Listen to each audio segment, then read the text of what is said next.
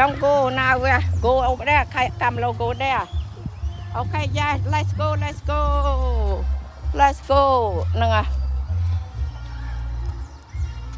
Chào chào tới rồi nè. Nè. Chào chào tới rồi. Yeah. Nè chào rồi vậy nó đã tới rồi. Let's go ta. Này. Đó. Mà tận nào kì.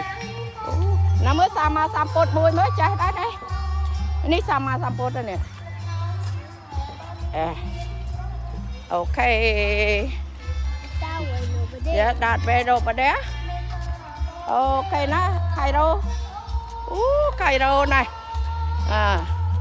Nó cầm lâu nào. Để cầm lâu.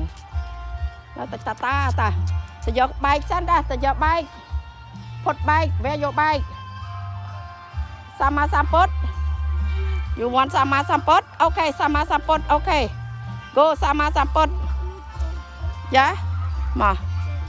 Okay, you can go sama sampot. Yeah. Okay, where you want to go? Where? Hả? Nó ta nơi nó. Where ta?